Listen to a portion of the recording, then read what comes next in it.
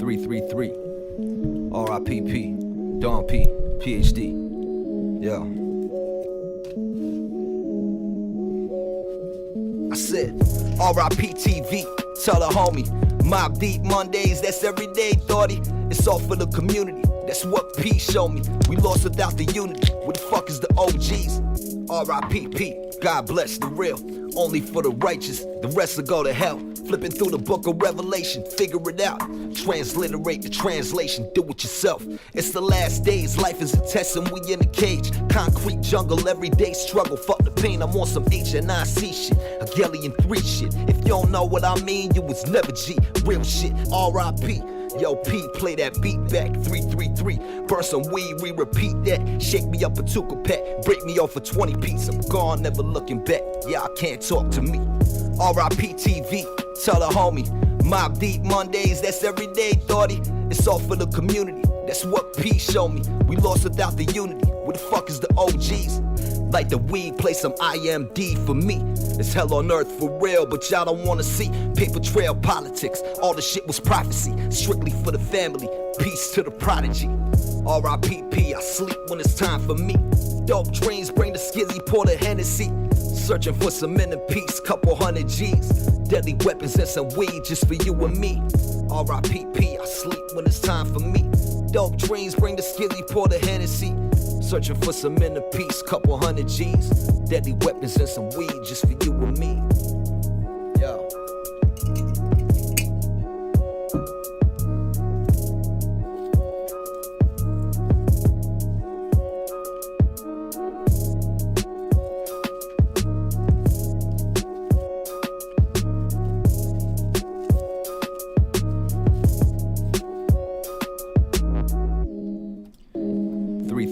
Yo, what up, and welcome to the motherfucking Dour Hour.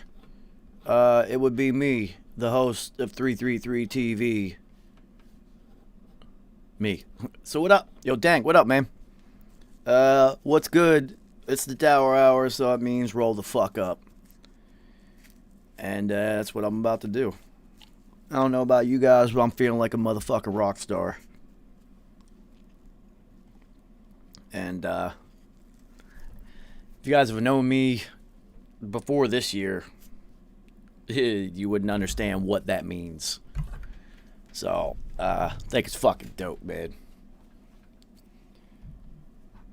The key is health and happiness, people. Everything else comes after that. So, what up, homie? What up? What's good? Many things that we could discuss. First thing I'm gonna ask you, Dank, is what you smoking on today, homie?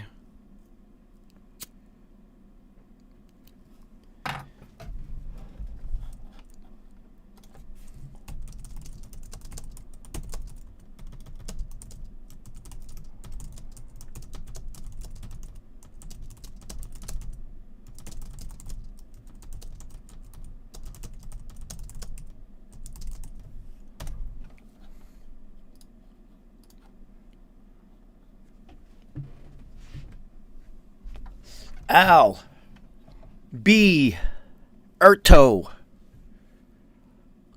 20. Dude, I'm with eventually this is going to get annoying and I'm going to run out of ways to pronounce the same name a million different ways, but we will test my creativity, that's for fucking sure. 333, homie, what up, man? It is the Dour Hour, and I know I took a couple days off because I was mired in a migraine from the 7th level of Dante's Inferno, and I couldn't even see straight, let alone come on here. Well, now you need to smoke the anti-anxiety strains, homie.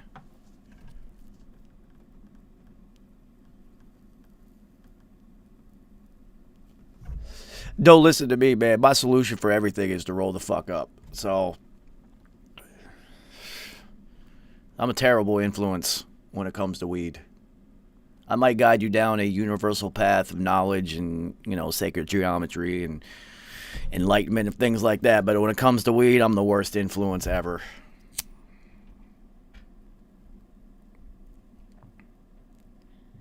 Ask the fox. Ask P's daughter who the worst weed influence ever is. She's gonna tell you it's me because it's my fault she smokes so much. Sorry, Fox. It was bound to happen. So, what the fuck y'all want to talk about, yo? Because the Roni's over, right? It's over, right? Biden's president now, so the Roni's over. Isn't that how this works? Isn't that how this works? It's not supposed to work like that, right?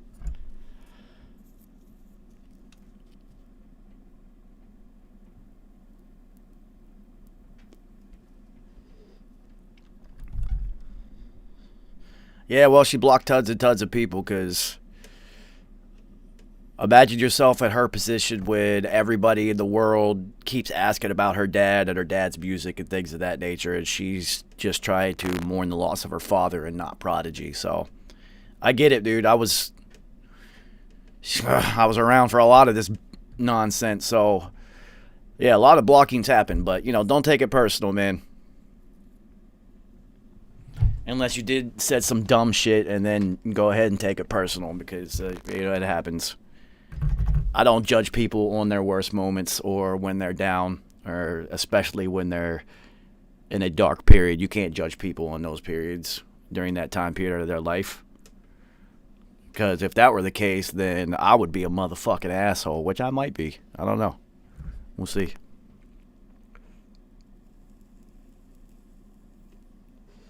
Shout out to our sponsor, Cushwick Farms.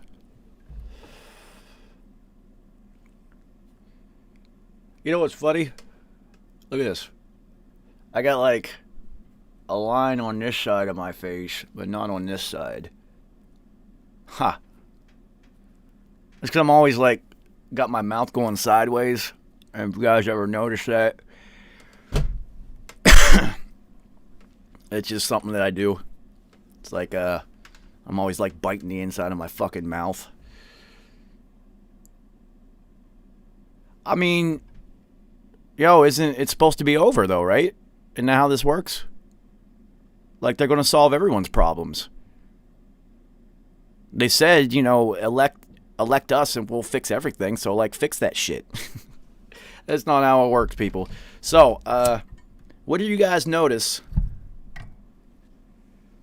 Thanks, homie. I stumbled through a little bit of it. I was high in a migraine fog, but it was fun, man. It was fun. I appreciate the support, and there was. See, look, my mouth automatically goes this way when I talk, so it's weird.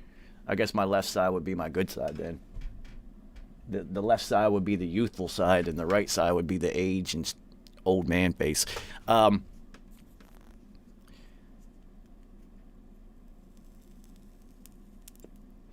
Oh yeah, it was probably too soon, Dag. Like so many people flooded it, so there was a mass blocking. So yeah, don't take that shit personal, homie. It's fucking social media. Who fucking cares?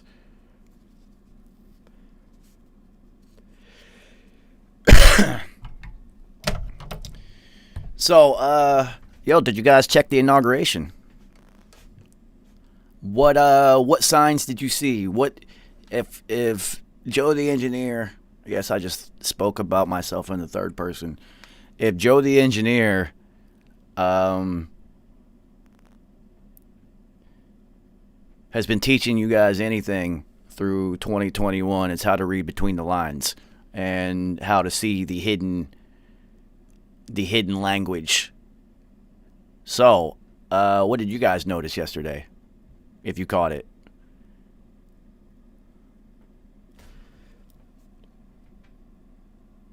I didn't watch it. I don't give a fuck about shit like that. I just saw political theater. But I do know how to read the language, the unwritten language that is being spoken, that's for sure.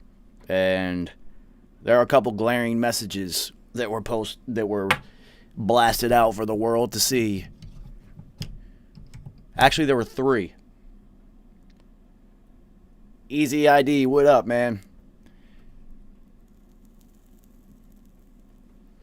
Imagine that being 3 of them. So, what's the first one that everybody saw? There were 3 that I saw were glary, like Yeah, we're doing this shit right to you. Fuck you.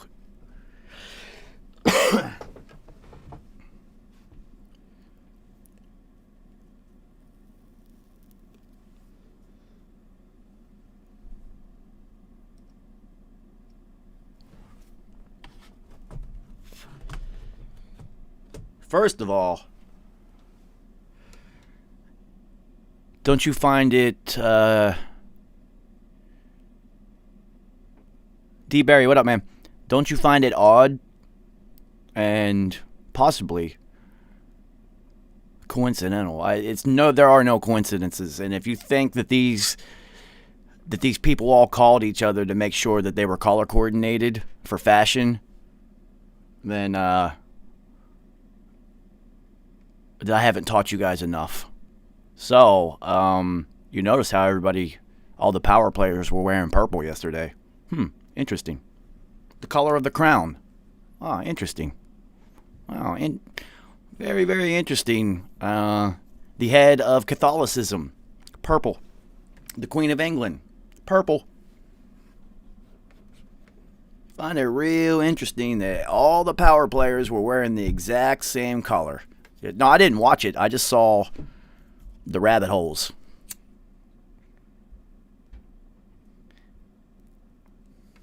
I mean, if you guys want to just see all the rabbit holes you can jump down, since I'm not exposing any of that shit anymore, I've already done it all. We're fighting it on a subconscious level now.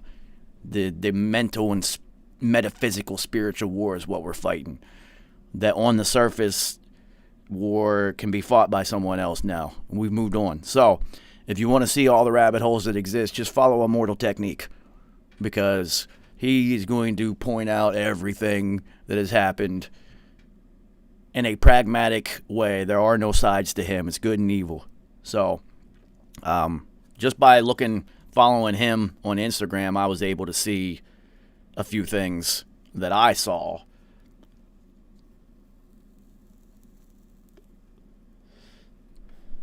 And you always have to pay attention to the colors. The colors are always a symbol. It never fails. Everyone wore purple. That's pledging to the crown. They all did it. And what's the second thing that they did that we weren't supposed to see, but somebody caught it?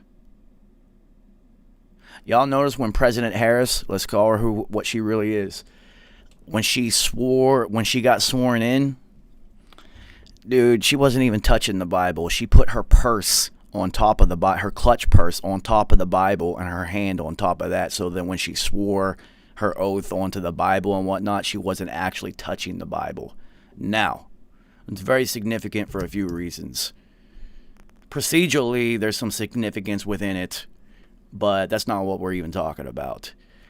So, the dark side will not allow themselves to touch the light.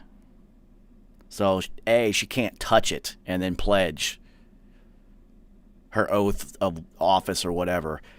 So if it's just a pledge of oath of office, then who cares? Well, clearly it's much bigger than that, and this was a initiation ceremony for the world to see, right? Because that's what these all really are. And just go look. You can look it up. There's many, many pictures. You cannot Photoshop that. That is her. She put her clutch purse. It's black, right on top of the Bible, and then she pledged on top of that. So, the question I have to ask. Oh, that's what's up, Billy Lines. The question I have to ask.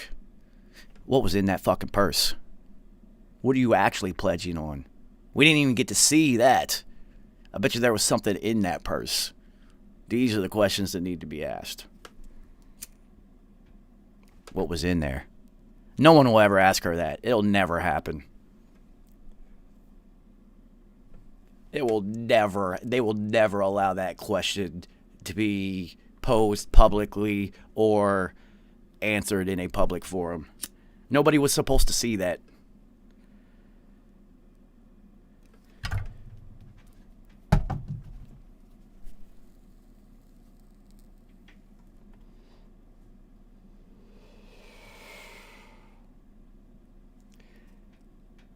that definitely was not for us to see. Ooh, I just got hungry all of a sudden. God bless America.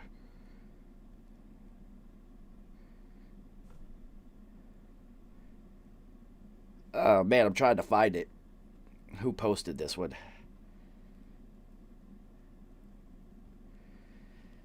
I know one way to find it.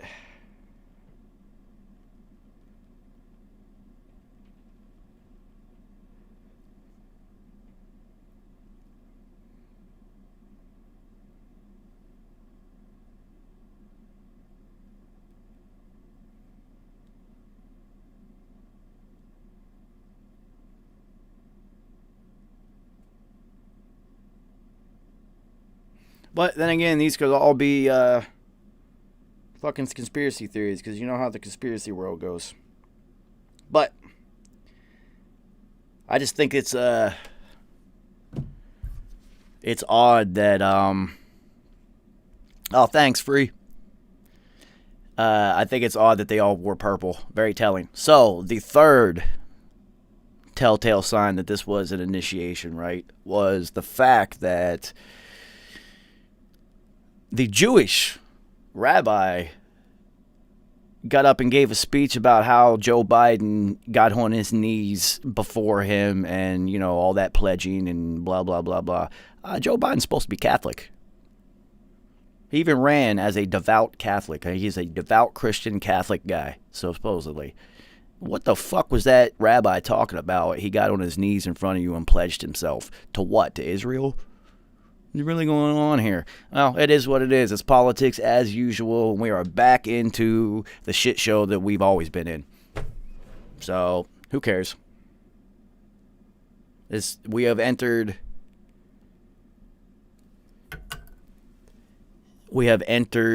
the survival of the fittest stage.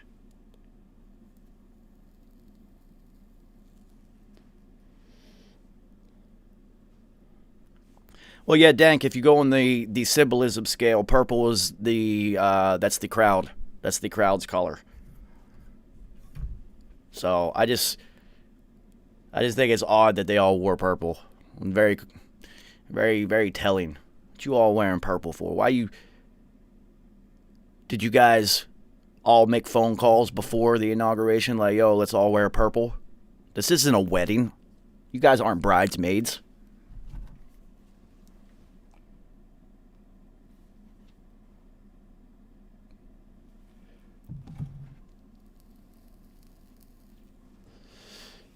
Yes, sir. Yeah, well, you know, we made it 240 some years. 200's the capital of democracy. We fucking, I mean, our democracy died a long time ago, but we're into a whole new era of humanity, man. So stay safe, drink water, grow food, eat properly, and don't eat anything from any farm that Bill Gates owns now, which is like a lot of them.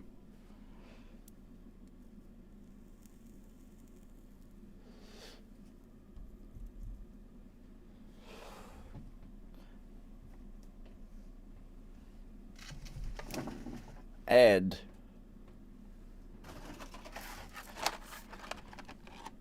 get on your blue magic, people. You're right, only the Joker could pull off purple, and you know what I say about good and evil. You know my allegory. Batman takes the cape off and puts on a suit and bangs supermodels. The Joker never removes his fucking purple suit and makeup.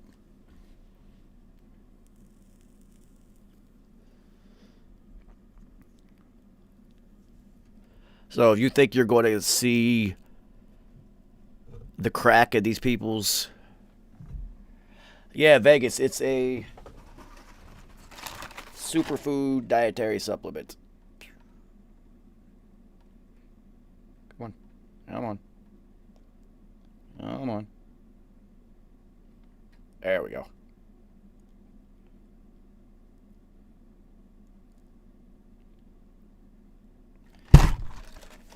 Blue spirulina.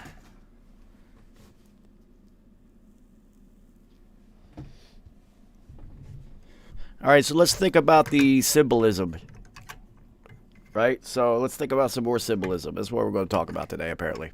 So we know that Stan Lee was a 33rd degree master mason. You can mix it with food. They say pancakes and, waffles and shit like that. I mix it with grape juice. Seems to be the most palatable way to handle it. Because, homie, this shit is disgusting. But boy, does it work. The effects are totally worth it.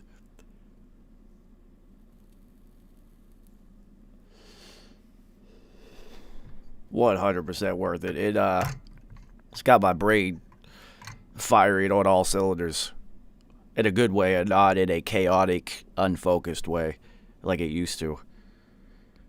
They should give this shit to kids with ADHD instead of pumping them full of Ritalin and whatnot. So anyway, back to the symbolism. Stan Lee, 33rd degree Mason, right? Tons and tons and tons of esoteric and hidden knowledge within his movies. Like, tons of it.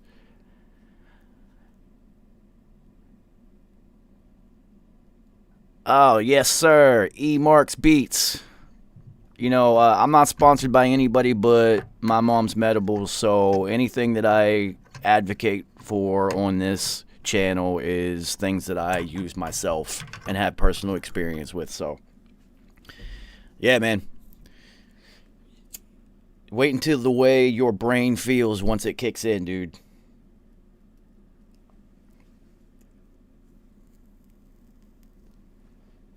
So did you guys notice anything about Iron Man and Tony Stark throughout the Marvel movies?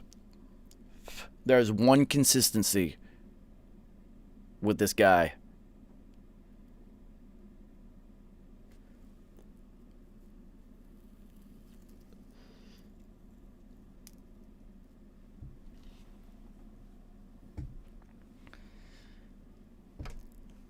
He is drinking when he needs to make sure that, see, how can I put this? When he's trying to keep the shards from those bombs out of moving into his heart and whatnot, that's all allegorical. He drinks one thing to help make this happen.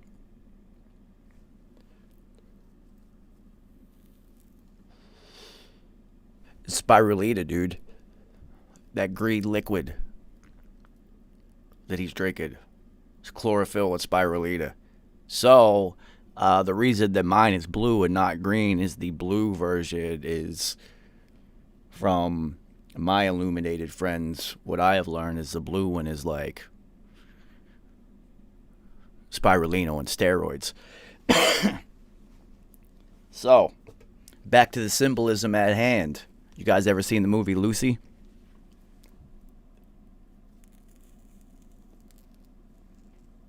TVR, what up, babe?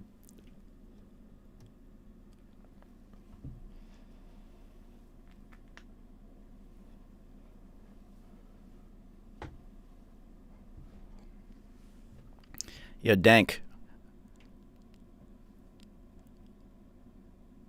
2 + 2 = 4, homie.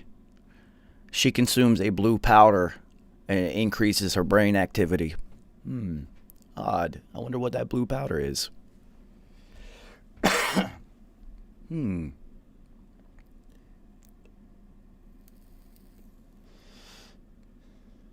Oh, TVR, you know the 3 eyes. What up?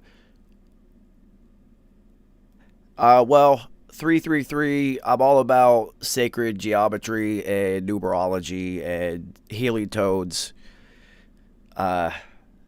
The frequency in geometrics and things like that. I'm really studied it for well over a decade. And 333 is a sign from the heavens. It's a sign of guidance. So P had 333 on the front of his neck, 666 on one side and 999 on the other, 3, 6, and 9. And it was part of P, and he knew I was all about the math, which is kind of what got me into his hemisphere anyway. And especially when his mom found out that I'm all about sacred geometry and frequency induction and things of that nature, her response was, my son needs you in his music. And so the 333 is a sign from the heavens, man. It's spiritual guidance. And so I just, it's all about the 333, the guidance. And hidden within 333 is also the math of the universe. And it's a lot. But since it was a tie to P and a tie to myself, and I just started going with that, the 333.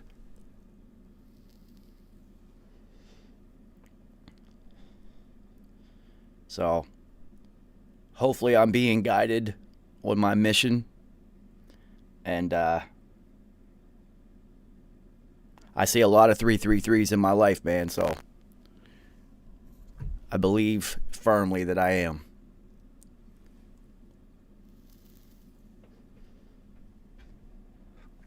Lord Rich, all right, so the 432 versus 440. 432 is supposed to be the middle C, right? What they've done in order to distort the frequencies, the natural frequencies, and what they do is they have shifted middle C to 440. And then the scales are based off of 440. So the original actual frequencies that these notes are supposed to hit have been shifted off so that the healing and sacred metaphysical effects of music are lost, and it's not doing what it's supposed to, and it's actually being very destructive.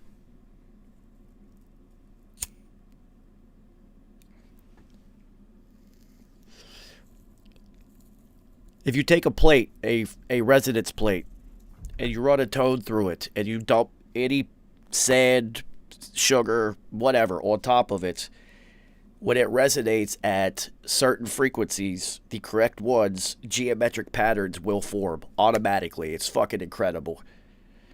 And, oh shit. Schmoove Shoes, what up, man? It's 21 21 21 333 777. Lots of sacred geometry involved. So, when it forms these patterns, that's when you know.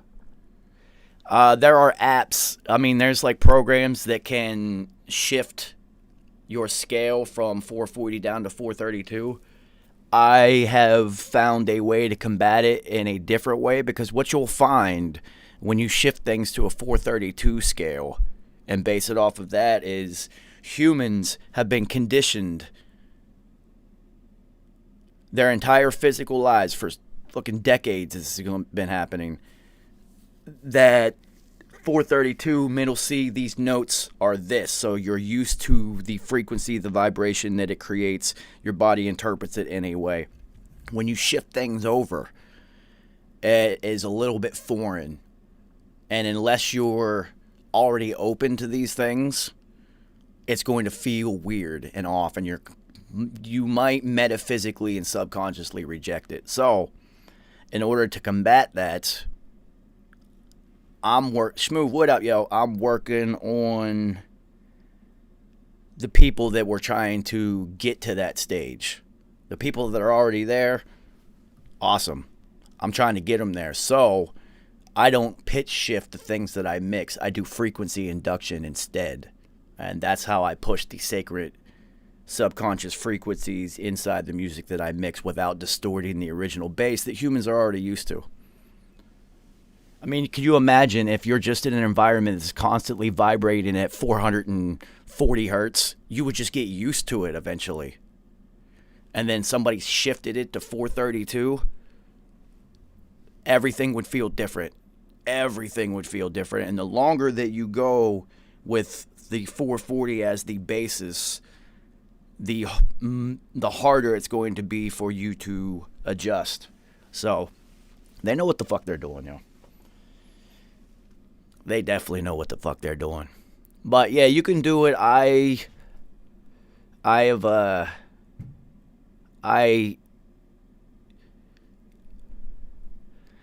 tried many iterations, and it was all through trial and error, and my assistants and interns were all there on the grind with me for years while I was trying to figure this out to actually make it work.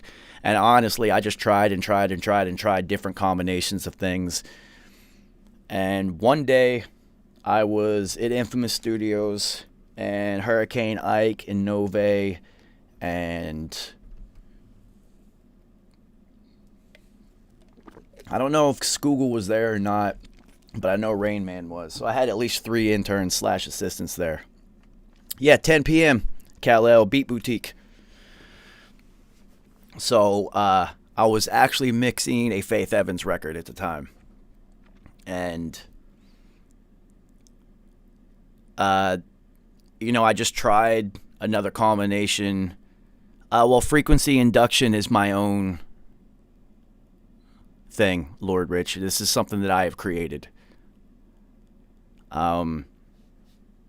These are all of my secrets that Pete told me never to tell anybody, but I'm on a different phase of life right now, and I don't really work in the music industry that much, so I don't need to hold that knowledge anymore. So anyway, I had set up, but I didn't explain how it works. I can tell you the words frequency induction, you're going to be like, what? Well, clearly he's putting frequencies into something, but you don't know how. And you don't know which combination and how it actually works. So I kept trying different combinations of sacred frequencies within her vocals. And, it was just the same thing. Nothing changed. It was all the same. And this had been going on for fucking months, if not years. And, all of a sudden, I set up a certain combination. Charles, what up? And, saging definitely works. And I hit enter on the 7th equation. And as soon as I hit enter, I had all of my assistants were cleaning channels on the Neve console. So we had pulled each channel out, and they were each cleaning them.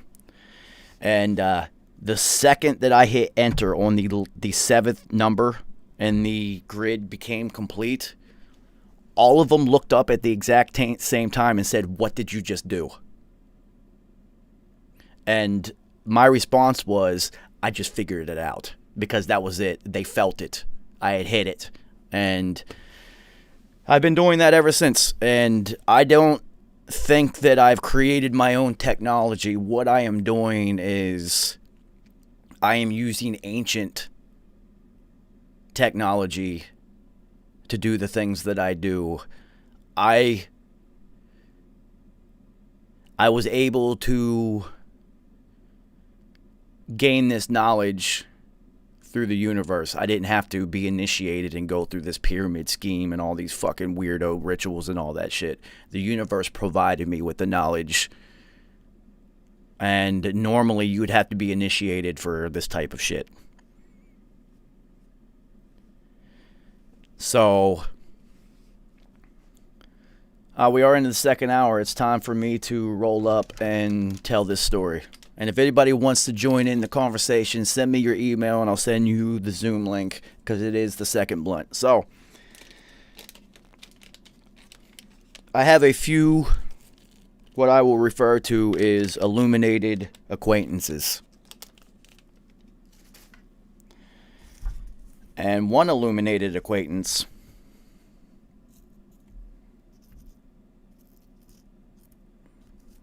gave me an opportunity once. Lord Rich, I'll tell you the amount of time I put in. So an illuminated associate gave me the opportunity to seek counsel with how can I put this?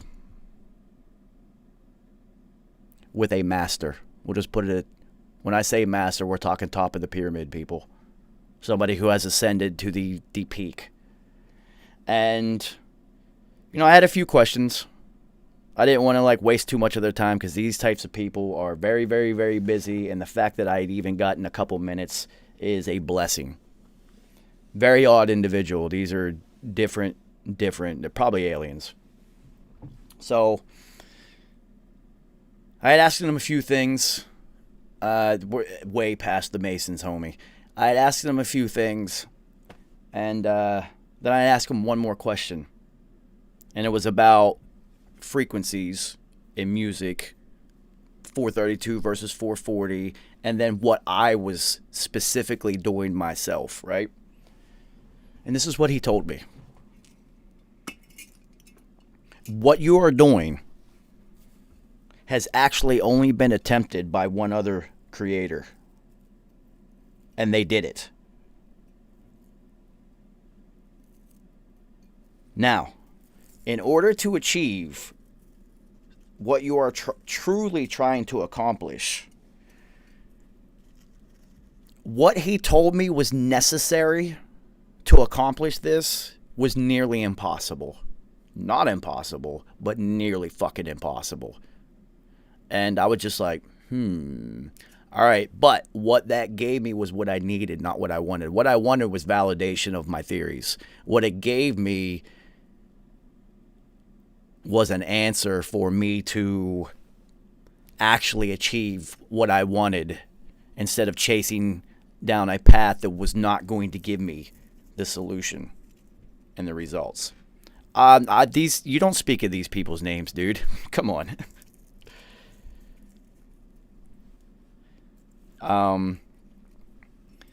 So, no, it was a composer. So the person who had attempted it before was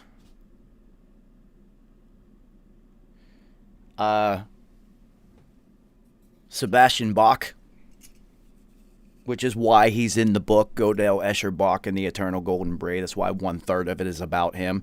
And reading that book is what, is one of the things that definitely influenced me down my path of discovery. But in order to achieve what I was trying to do, he told me I would have to go into each note in each instrument for the entire song, go find that note's actual resonant frequency, find the frequencies necessary in order for me to create the frequency I needed, change that, find a way to not make it change the sound so much for every single instrument, for the entire song, for every single note. And I was just like, whoa, that's a lot of fucking math. Now here's the issue when you do that. Once you change one in order to get it to a sacred frequency or whatnot, and still have it sound the same, when you move to the next instrument within that note, that second in time, within the timeline of the song itself, what you have to do now is, if you played it by itself, you wouldn't be able to figure out which frequency is necessary. You have to play it with the other one that you've already added so that you can figure out which frequency is necessary, not only to change the second layer, but have it be harmonious with the first layer. And then for each subsequent layer after that, you have to do the same thing for every single note of a song. And I'm sitting there looking at these Beat Butcher sessions with like 45 instruments in it that's like 4 minutes long, and I'm like, uh-oh. So, yes, that is a lot of work. And that's why nobody does it. First of all, you have to have been blessed with the knowledge on how to, which is a very, very small circle of individuals. I didn't even say human beings. And then you'd have to be able to apply it. Now, what's crazy, if you think about it, TVR, is Bach did this without any fucking technology. There were no frequency analyzers or anything for him to... He just did it off of feel and true tones, which lets you know that he had pure tone. I've seen piano tuners. I saw this old piano tuner that used to do the pianos at Quad Studios. He was about 90 years old. He came in with a piano a piano key, which is just a ratchet to turn the teeth, and a tuning fork, and that was it. That was it, dude. That was it. He was so professional and so precise. Ting, hit the tuning fork, turn. He'd only hit it once, and he'd know exactly. He played the note, and then hit. And if you guys have ever tried to tune a piano, which I've built one before, there's 3 strings per key. So you're literally tuning between. You have to tune 3 different strings to make that note. So if you tune the third one, now you have to affect the other 2. So there's no like one setting for any string. You have to create the harmony out of the 3 strings per note. It's really fucking difficult. I had no idea. No fucking idea. That shit was so hard.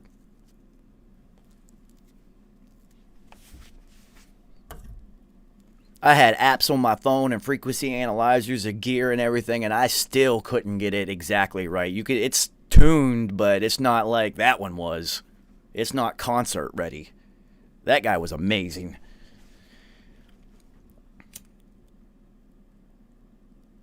So I did not post the answer. Yeah, Lord Rich. That's how I grieved P. As I built a piano, dude. It's in my Instagram feed. You can go. It's way down in there. You'll see it. But yeah, I tore a piano apart. It did not work. None of the keys worked. A colony of mice had been living inside of it. So I tore the entire thing apart piece by piece, and I rebuilt it from the ground up. And it took me about 3 months. And as I said on the Instagram, when I got done, I had not rebuilt a piano. I had rebuilt myself. Because those nights by myself when I couldn't sleep and I was in the garage just sanding away, smoking blunts, and listening to Hegelian on repeat. That's how I got through the grieving process. So yeah, I built a piano, dude. Trust me, I had never done that shit before. I'd never even really worked with wood before. I'm a tech guy. I like computers and convenience and shit like that. But the reason that I built the piano is when me and P used to talk about what we were going to do when we retired, because the Hegelian Dialectic 3-part series, that was it. It was done after that.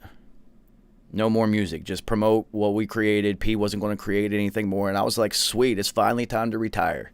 And we always talked about what we were going to do in retirement. And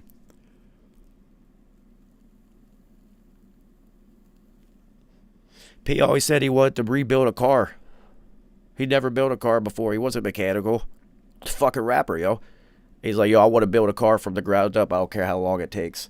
Now, the funny thing is he wanted a mid-70s Datsun Z. Trust me, the one he wanted to rebuild is fucking amazing. But I was just like, really, dude? A Datsun? That's fucking... You are the weirdest individual I've ever met, dude. Most people want to build a Chevelle, a Camaro, something classic like that. P said, nah, I want to build this car, and he showed it to me, and that shit was fire.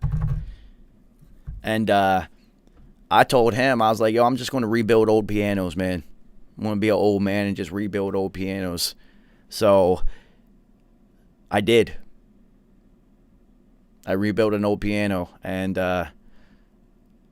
when I finally do get these books done and it's out into the world, I'm going to go build that car that P wanted to build. That's going to be my retirement.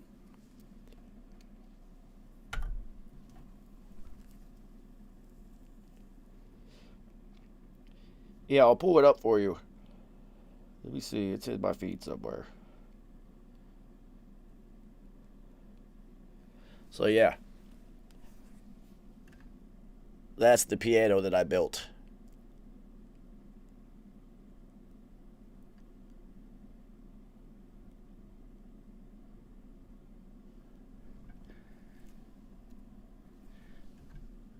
And yes, I made it multicolored because I've never seen, I literally never seen a piano that was multiple colors. I should have took before pictures because it was fucking destroyed, yo. All the pedals and all the brass was all black. I put dope country accents on it.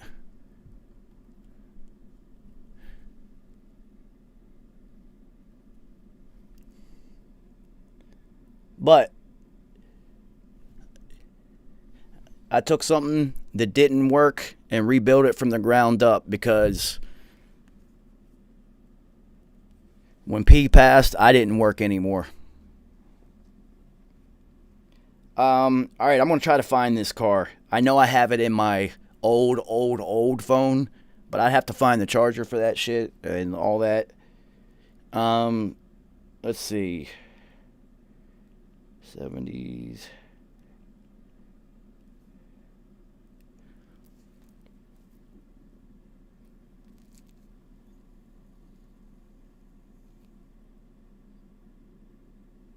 Ha, here it is. See how easy that was? This is the car P wanted to rebuild.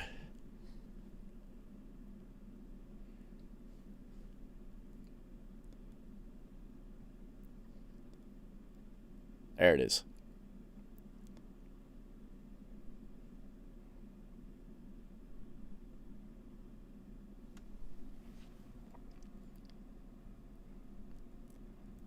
So when he said Datsun, I was just like, what? Until he showed it to me, and I was just like, oh, okay, never mind. That shit is fucking dope.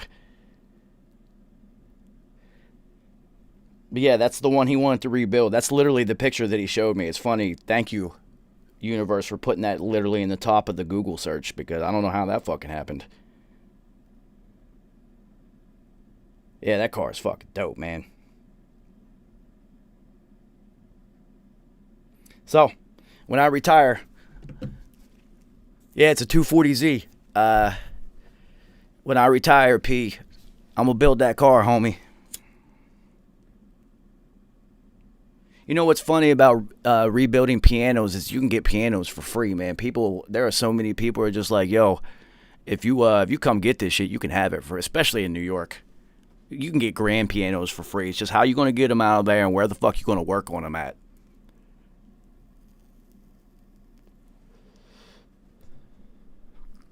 I went back to West Virginia for a while to recover after P passed, so I was able to use my dad's wood shop that he has and all of his tools, so it made it easy because he has everything. But, dude, I never did it before. Something I never even attempted. I didn't watch a single YouTube video on how to do it. I just tore the shit apart and said, I'm going to figure this shit out, yo. And put it back together. It sounded cool, man. It worked. It worked. That was the important part. You have to understand, the keys wouldn't even go down. They had all swollen from mouse urine. It took months to get that thing functioning again. And then I had to make it look cool.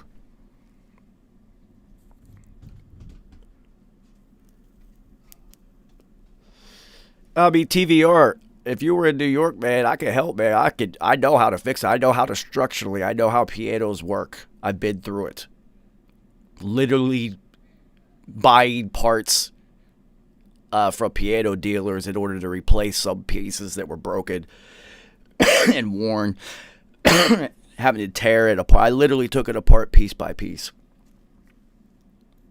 So, after I did that, yo, everybody was like trying to give me pianos down there. It was weird.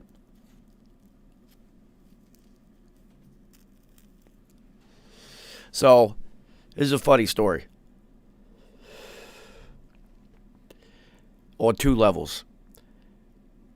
So my nephew down in West Virginia is very successful. He owns a bunch of real estate and apartment buildings and whatnot. and he had bought a building to turn it into more apartments. And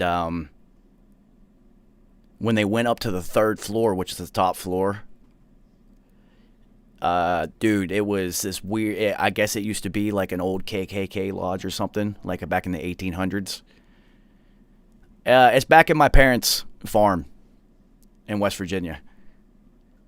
So, they found this like hidden closet on this 3rd floor, and when they went into it, there was like all this like books and fucking robes and masks and all this weird occult shit from like 1880 to 1890, like really weird shit, right? And I called P and I told him about it, and P, being the weirdo that he is, says, "Yo, man, I want one of those KKK robes." I was like, "What the fuck for?" He's like, "'Cause that's a real one." He's like, "I want to wear it in a video. I want a real one." And I was just like, "Yo, only you, P, only you would do that shit." So anyway, fast forward to after he passed, and I go back and I fix the first piano. The same nephew is just like, "Yo, there's this piano on this 3rd floor of that same building where all that weird shit was found. You should come check it out." And dude, this piano is a stand-up grand, which I had never seen before. It was like 6 feet tall almost, but only like this wide. So the size of it was vertical instead of horizontal. It was really odd. But this piano was from 1892, and it still fucking played. And I was like, no fucking way. I am definitely going to rebuild this motherfucker. The only issue, I took it apart all the way down to the main part, because you can't even take the main part apart. This wood's so old, I don't want to like try to crack the glue in order to take it into pieces. The staircase is so fucking beat up and old that there is no way in the world that fucking grand piano is going down that staircase at all. The whole thing will collapse. So, and you can't go out the window, take out the window and have a crane, because we tried to figure that out, and there's power lines right outside the window. You have to get in a utility pole. It's like impossible. It's there too. I wonder if so. Oh yeah, look at that. See, I have a picture of it. Oh, I can't make it any bigger, but you can see it. This thing is like 6 feet tall. And for being, yo, TVR, look at this. This is a very pixelated picture, but look at the condition of the wood for being from 1880 something, dude. It is absolutely, because it's just been sitting there. It's like finding like an old Ferrari that's been sitting in some old lady's barn for the last 40 years that no one ever drove. Yeah, it's still there. I can't get it out, dude. It's still there.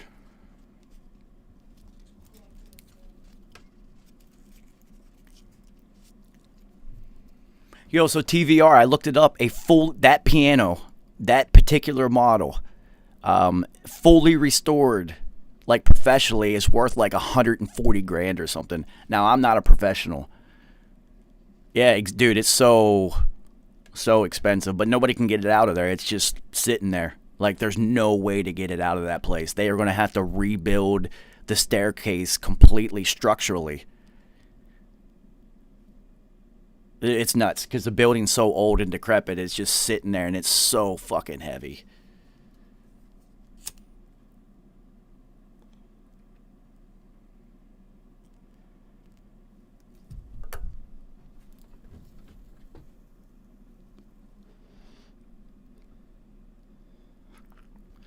Whoa, what up? My motherfucking homie. So, as you guys saw, I will update all my YouTube things with it shortly. But as you saw on my Instagram, the 333 logo is complete. and I posted it. So, shout out to the homie Wosk, because that's who did it. Me and him have been working on that together for the last couple weeks. And it's fucking dope that I was able to get that done with somebody within the 333. So, shout out to my homie motherfucking Wosk.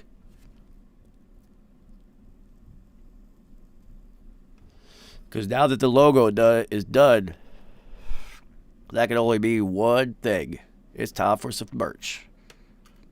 I'm very particular about it. It's going to take a while because I have to go see it myself and source it. I don't do the third party thing. I have to go.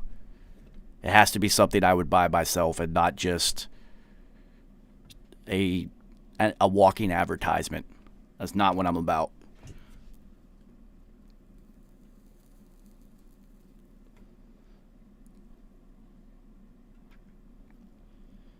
Yeah, somebody did figure out the code, but I'm not going to post the answer because you guys should still try to figure it out. But, yeah, somebody did figure it out. And I already have his 333 pack on the way. Yeah, oh, Bella, my bad, man. I'm over here high. I got stories to tell today. I'm about to add you right now.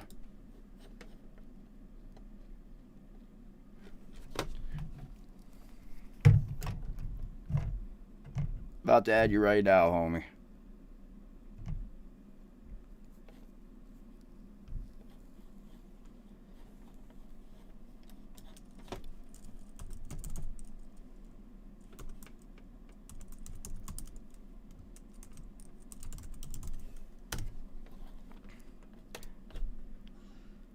Just send it to you, homie. You'll get it in...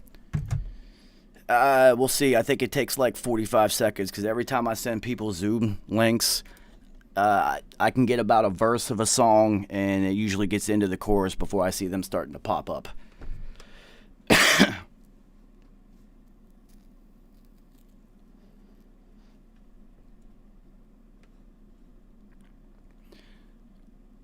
So, what'd you guys think of the logo? I've gotten tons of positive feedback, and the answers that people were giving me for what they think is the hidden message are fucking amazing. It lets me know that you guys understand exactly what it is I'm about.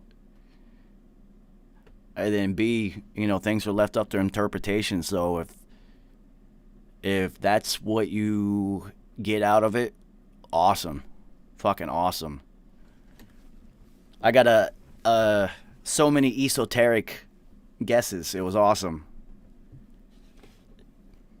As above, so below. I was like, yeah, I can see that. That's perfect, but that wasn't it. Thanks, man, Billy Lines. It was really important because when you guys are trying to make a logo, that is now the visual representation of you. That's what people are going to remember. It's like as soon as they see it, they have to link automatically. I know what that is. It has to be simple yet memorable. And, yeah, man, it's crazy to think. Hold on. Let me, we got somebody joining the Dour Hour. Yo, hold on, it's connecting. Oh, yo, what up, huh? What's good? Oh, shit, he's fucking coming out of space. Where the fuck are you even at right now? I'm above the earth right now, Joe. Yeah, you can kill the auto-tune, though, homie. I don't auto-tune shit. I know you know, man. That's why I did it. What's good, though, man? Yeah. Welcome to the Dour Hour. What's going on, man? Oh, man, staying busy in 2021. Yeah, man. Yeah, that's all it is, man. Another day in the studio. Yeah, as always. Yo, you in the rocket ship right now. It's fucking dope. I love it when people do that. That shit cracks me up because I don't do that. I don't know how. I've never even looked into it. But Beat Butcher does that every time I'm on a call with him. Green fabric. Yeah, Joanne Fabrics. Yo, they got that. They got this little thing you can just hook to your chair, and it's just this big circle. Oh, like a dome. So when you turn, Nah, follow you. Nah, it's just a big. It's just like a big circle that hooks and it opens up, and it does the same thing. It's a green screen that's just on your chair, and then you can just close it up whenever you're done. You should look into it. It's pretty fucking dope, man. I need to do something because right now it's got like a duct tape pole and a green sheet behind me. I probably shouldn't spill my game, but Nah, man. You gotta let the people know so they can do the same thing.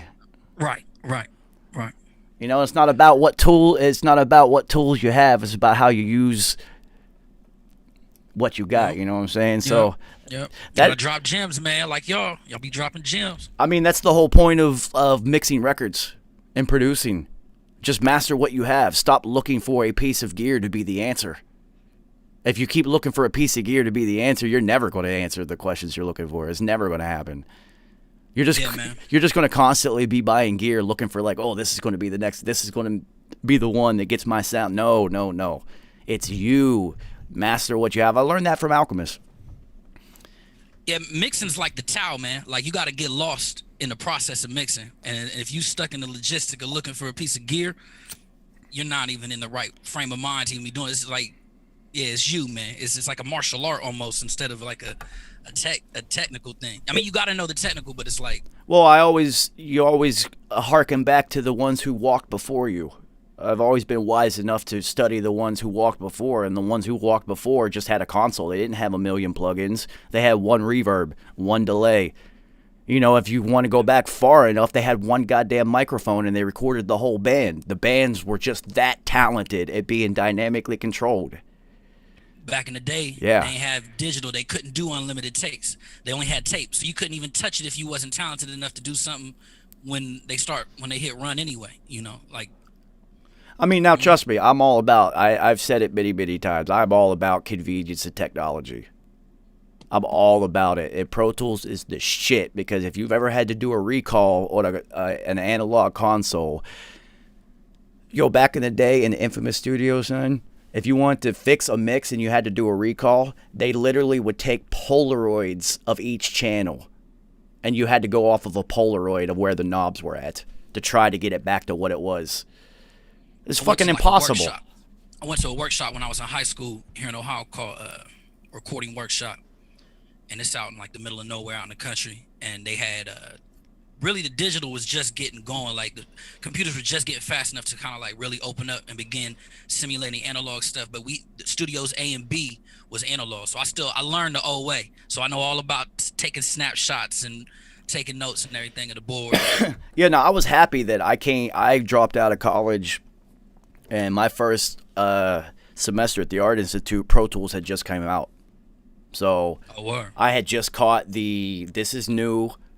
So everybody's kind of starting right now. So I wasn't, because dude, I never made one single second of music my entire life until I was just like, you know what, I'm gonna drop out of college and go make some rap music. Yeah. So to me, everything was new. And when I got to the Art Institute, I was asking everybody like, yo, how long you guys been doing this? And most everybody who was there was like, yeah, my whole life I've been making music. I got a studio at home. And I'm just like, oh shit, I am so far behind. But I was fortunate because everybody was just starting on Pro Tools. Everybody was at zero. So I was just like, well, I, being a creature of convenience and technology, was just like, this is the future. This is too easy. That shit's stupid.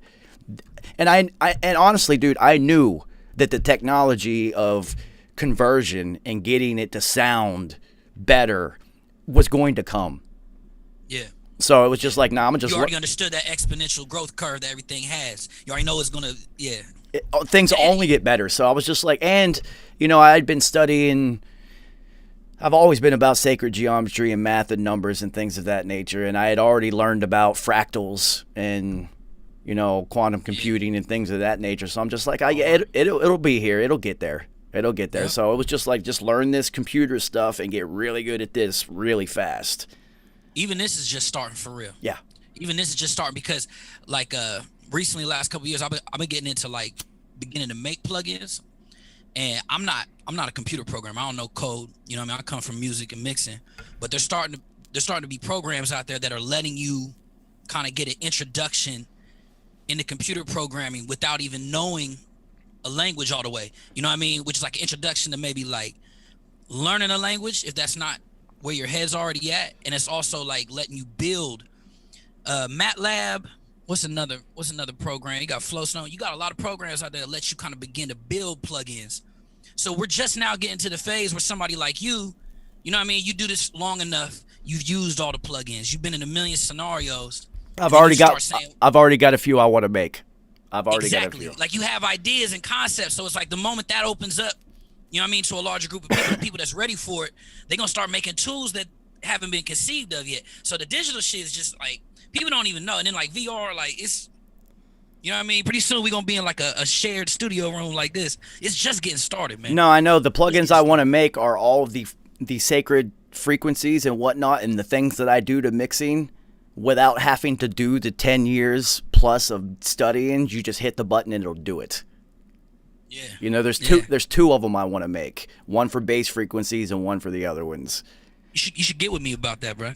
We should talk about that. We're going to. The universe provides everything that you need, not the things that you want. And right now, the world needs this. Let me ask. Can I ask you, how'd you meet Bauer, man? Because last night I caught you Bowerizing on your mix buses, and you said you learned straight from me. I learned it from a YouTube video. All right, so I was paying attention. I learned it from the net, but you got it firsthand. All right, so the way the universe works, it will give you what you ask for if you totally commit yourself.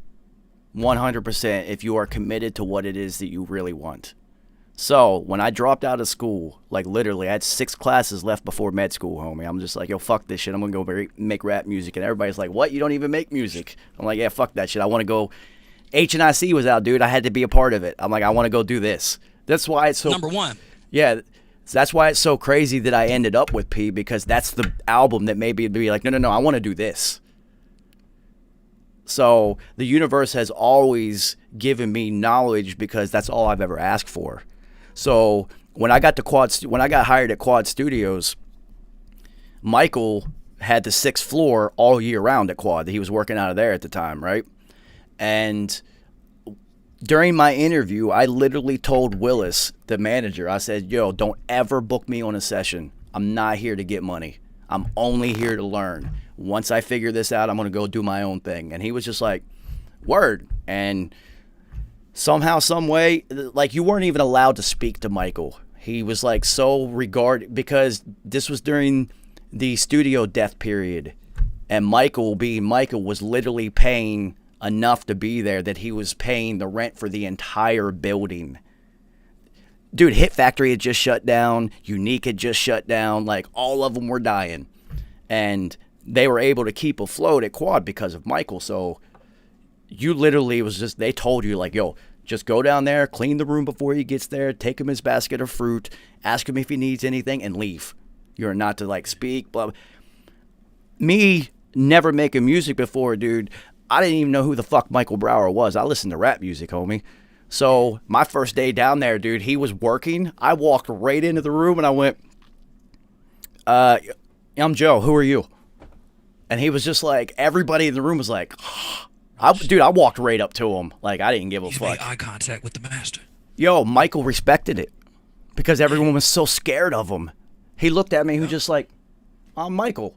And he literally said, let me show you what I'm doing. And we just started a relationship from there, dude. And every day I went down there, I'd walk in and be like, yo, Mike, what up, yo? And I'd just ask him, be like, the fuck you working on? And I would talk to him like that. Like, I talk to everybody. What the fuck you working on today, homie? And he'd be like, let me show you. And then I never wasted his time by asking questions.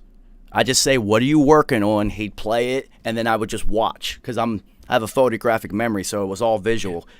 And I would just start seeing how he routed things. And then over time, it was just, I just learned.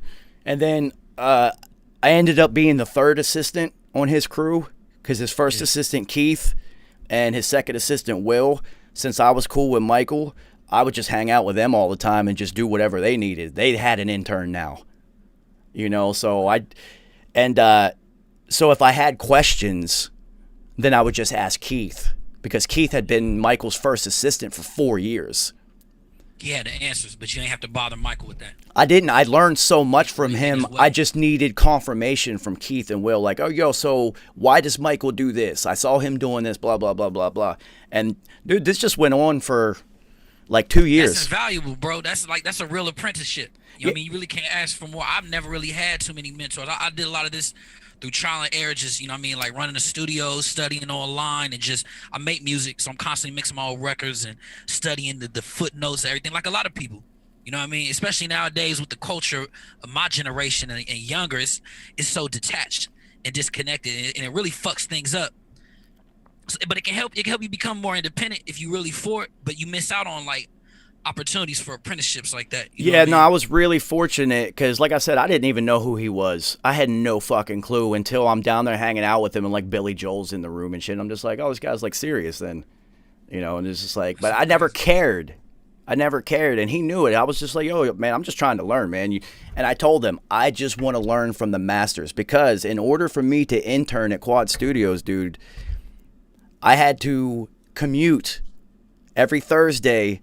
When I was done with class, I'd hop on a Greyhound and ride 5.5 hours to Quad Studios, and I'd go work there for free Thursday, Friday, and Saturday, and then I'd hang out with Keith and do whatever he wanted on Sunday, and that's where I really got all my questions answered. And then Sunday night, get back on the Greyhound, and I'd get back to the Art Institute in Boston at 9. It was always 9:02 in the morning, and the train would stop at the school, and I would literally run in with my suitcase and sit down for live sound, and I'd always be like 2 to 5 minutes late. And they were just like, yo, this motherfucker is crazy because he's literally traveling hours to go work for free. Nah, that shit, the knowledge that I learned, I'm about to dude. say it wasn't free, man. It wasn't free because you was there for the right reason. Well, And that's what a lot of people. Not only that, homie, so there was this Quad was such a unique place. Lou Gonzalez, the owner, was the strangest studio owner ever. All right, so there were 6 floors. One of them was reception, so there's 5 studios. If you worked there and one of those floors was empty and you weren't in it trying to get better, he would send you home. Dude, Yeah. these are $10 million rooms that he would like, yo, go use the fucking room. What are you doing here? So they had what they called free time at Quad. So if the studios weren't being used, the assistants, the engineers, and the interns could book them. So, dude, this was the studio death period. There was nobody booking. We used to get months at a time in A rooms on a 9000J and just hang out for weeks and just like learn and like play shit and like it was incredible, dude. It was fucking amazing. Hell yeah, bro. And then I also got lucky because during my interview when I told Willis, yo, I'm just here to learn, he said, well, you need to hook up with LB then. LB at that time was the Roots engineer. Okay. So LB worked with the Roots for 5 years. He was also Tony Maserati's assistant for 5 years. Oh shit. And then he did two Beyonce albums. So he did the whole B-Day album. That's him. Okay. And so the first time I got to hang out with him, he's a huge Eagles fan, and I played football in college, so I'm a huge football head, and there's not too many sports fans in the engineering world, dude. And so him and I just clicked instantaneously. He was just like, "Oh shit, you love football?" And it was like, bam. So he just started dumping all his knowledge on me, like, and then he taught me the other side, how to be an engineer, not necessarily pressing buttons, how to control the room. The craft, the interpersonal craft. Yes, the interperson, how to read the artist and who's actually in charge and maximize the time and the potential and the energy. You're a quarterback. You are literally quarterbacking this session. You're not just pressing buttons. I was telling my dude Fletch last night. It's like my homie, one of my artists, close collaborator. He was he like cause he always asked me engineering questions. And I was trying to explain to him like a lot of jobs we almost like shamans. You know what I mean? And if you got a close enough relationship with artists, you damn near become their psychiatrist half the time, just because you're in close contact with some of their deepest thoughts. Well, not only that, you've earned their trust. This is their art, and they're allowing you to fuck with it. Yeah, so you're really in their head, you know what I mean? And whether it's a shallow relationship, just like a gig, or if it's somebody that, you know what I'm saying, you got a long-term relationship with doing, you know what I'm saying, making music, you're really kind of counseling every session because you're the go-between between them and the machine. Right? Yeah, I mean, like I've always been interface. Yeah, I've always been me. So, engineering tip for you guys out there: one of the first classes at the Art Institute, they literally told you, no matter what you're working on, tell them it's great. You want them to come back and keep you as a client. Blah blah blah blah blah. I literally said I will never fucking do that a day in my life, and I've stuck to that. I also know that it's not my opinion doesn't matter. It doesn't matter if I like the song or not. My job is to get it to its fullest potential, right? So, in the beginning, it was a little bit rough being me, being the Simon Cowell of rap, because you got a lot of, shut the fuck up and hit record. But it's funny because once you establish a name for yourself and you build up a resume, and then people expect it. That's what they're coming for. That's exactly what they're coming for. They trust your ear, they trust your mind. But because they know that if I don't like it, I'm going to be like, nah, man, this ain't it, yo. So, Yeah. I have a tip for you. And these are universal. This works on any artist. If you have a relationship with them, you don't need to use these two tactics. But if it's a new artist, these two phrases work universally. All right? If you've worked with them before and they have done a song that is better than anything that they're doing, when they ask you if you like it or not, instead of telling them no, all you have to do is tell them, you've already set the bar up here. We don't go below the bar that you've already set. We only go above it. They will understand it every single time. Secondly, if something is wrong and you want them to fix it, like say there's one too many syllables and you're just like, yo, you can get rid of that, and they don't want to listen to you, because as a white dude in rap, they didn't want to listen to me for the longest time. If you tell them that it's not musically correct, they will switch it every fucking time, dude. Be like, no, it's not about the rhymes, it's not the words, it's music we're making here. That's not musically correct. Kind of help shake their view up of what So, they think they're doing. Things come in threes. The third tip I will give you, and this is how you motivate any rapper to be better in the booth. Stop it in the middle of them rhyming and just tell them you don't believe them. Oh, yeah. Oh, my God, watch the fire get ignited. Yeah, I've done that a lot. I've done that just genuinely before. Like, cause especially like an artist, you know what I mean? If I work with them more than once, it's like, sometimes you got to just stop right there so you don't waste their time. Nah, I'll tell them. That used to be my go-to tactic. Like, yo, homie, I don't believe you. And they'd be like, yo, what the fuck you talking about? It's like, it's not the words. I don't believe what you're telling me. There's no conviction. I don't believe this shit. Boy, they change instantaneously, dude. And these are like non-abrasive, offensive ways, because I've gone through all the offensive ways, dude. I've had some... All right, so before we close up this Dour Hour, because I do have things to do today, I'll tell you a hilarious story. So Maserati Fox, R.I.P. Mozzie, had invaded Infamous Studios, and I use the term invaded because it was an invasion. Him and the Dumbouts came to Infamous Studios every day for like 2 fucking months. And they would never fucking leave, so I couldn't book any other sessions because there's just too many of them. And this is the Dumbouts and Mozzie. These are real, like, some shit will happen if you try to, like, stop their momentum or whatever. So, Mozzie's in the studio every fucking day for like 30-some days, and I figure him and I have built up a rapport at this time.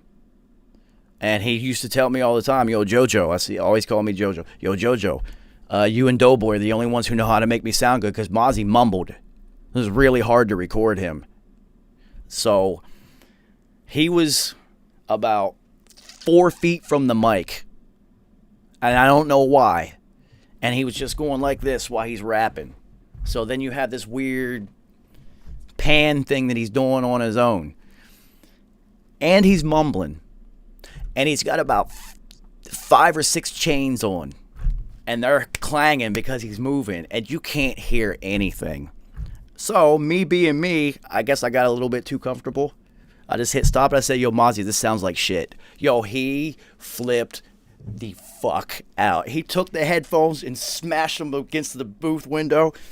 He goes, are you fucking crazy? And he comes flying into the control room, and he just starts pacing back and forth in front of the only exit out of that room, like a fucking lion who's stalking back and forth, and he's just yelling at me the whole time. The funniest shit ever.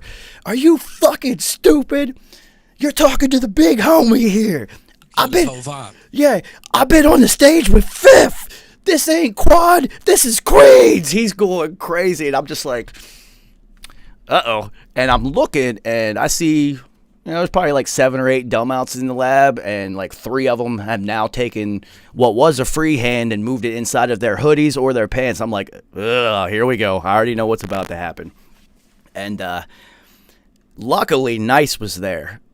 And Nice was like, yo, Mozzie, you got to chill. So he was like a little bit of a buffer and allowed me to think clearly and execute a game plan to save myself because it was just me and Nice in there. And I had already seen Mozzie beat the absolute shit out of a few different people inside that studio. So I was just like, uh-oh. And when Nice was trying to get him to calm down and Mozzie took a breath and there was some silence, I just hit play. And I let him hear it. And he heard it, and he literally stopped, and he went. He walked over, and he shook my hand. He said, yo, my bad, JoJo. You're right. And he called me Joe the Boss ever since that moment until he passed. Ever since that moment. I probably should have handled that a little bit better. So that's the day I learned the lesson of this isn't musically correct or finding other ways to tell them this sounds like shit. Yeah, man.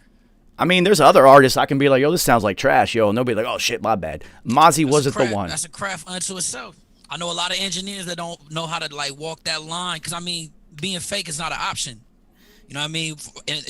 Being in a real sense or in a work sense, you're going to create shitty work if you're not genuine. But a lot of people don't know how to tell that line of communication and be like, hey, let them know how to do it. Yeah, I appreciate you, Joe. Yeah, man, I appreciate your time, homie. Yo, we're going to be in touch because I do have some plug-in ideas, and they actually would be pretty simple to execute. So I'm about to be through the night with beats, and I think one of my homies going to come through, too. I'm going to have some other people tune in. Yeah. Oh, definitely. Tonight, right? Yeah. That just reminded me. Yo, so everybody tune in 5 hours for Beat Boutique. Get your beats ready because it's on. Let's make your music better because that's what we're here to do. So I appreciate you playing songs, too, right? Yeah, whatever.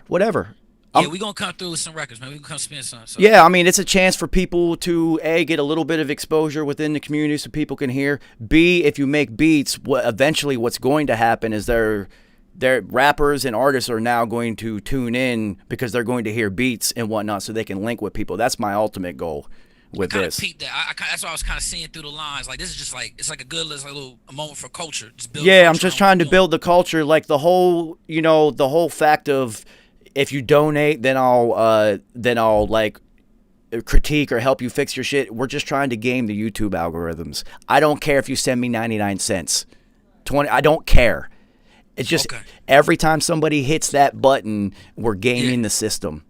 So the collection plate will be passed, but for good cause. Yeah. Nah, it's like I said, I never set a price on it. I've seen other people do this who actually don't even have a resume, and they're charging people like $20 to listen to their song or something. Hey, people clean up on Facebook. They be trying to charge people like $10, $20, skip the lines. It'd be wild, man. A lot of people out here. Yeah, that shit is retarded, man. I'm not doing that for I don't need to make income off of doing that. What I'm doing is building this. Yeah. Infrastructure because I spent a year in front of this computer learning how YouTube's algorithm works actually by posting so many videos and changing settings on things and just literally figuring it out. And so we're gaming the system. We're gaming the system. I feel you, man, but I'm sure any critique that you're giving out. Oh, yeah, no, these are all honest retreats. Yeah, critiques, man. I'm just trying to help everybody who supports P in any way, man. I will help you guys out because I'm all about that shit. And, I'll just give them a quick rundown. And what I'm hoping and anticipating is for, like, somebody sent me a song, right, and I give them some mixing tips for them to go fix it and now send me the new one. Yeah. Instead of just always sending me new stuff. I want to see, and even on beats. If I'm just like, oh, take that shit out, let's, reimagine this. I want to see the progress on things too. Yeah. So. You cook beats too, man, because I was listening to some of them choices. You surprised me I don't want to keep going on, but you surprised me last night when you, I think it might have been Mono and Stereo's beat. You was talking about just like the subtlety of adding the extra layer of percussion on top of shit. Yeah, well. And I heard a couple little things different because I done listen to that album front to back many times now. And when I was hearing the stems last night, I was like, that wasn't in the mix. It was just little things that you probably had in the session that you added. Yeah. And I'm like, them ain't normal engineer choices, man. So you must cook a little bit. I usually make beats for myself. Like it was always just for me to express something. I would always hear other people's beats and be like, oh my God, these people are so much better than me. Like they're so much better than me. And I just started out. When you just start out, your beats are trash. I don't care. They suck. And so I kind of just was in the shadows the whole time. And then, I'd make some beats for a couple artists that I work with, and that'd be it. And P always used to get tight at me too. He'd be like, "Yo, why didn't you play me this shit, man?" I'd be like, "I don't. A, I'm not gonna ask you to listen to my beats, and then B, like, I don't know, man. Because sometimes he'd be like, "Why didn't you let me hear this?" And I'd be like, "Really? Are you fucking kidding me? Yeah. Like, seriously, dude? I don't even like this. What the fuck?"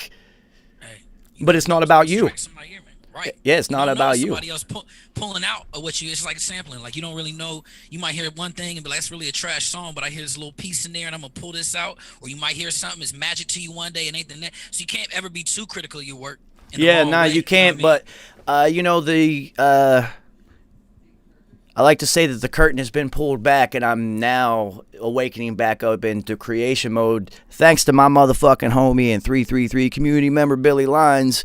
And him and I have actually been working together making some joints, so it's fun. So yes, I am back into the creative process, which is awesome, because I was closed down for a while, dude.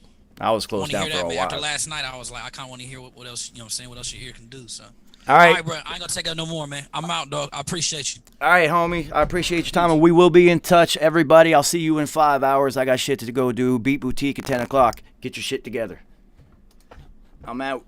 So I'll see you guys soon. I got a couple things I got to go handle before then, but luckily I don't have to prepare for Beat Boutique. It's just you guys. So get your music together. I'll see you at 10 o'clock, everybody. RIPP 333.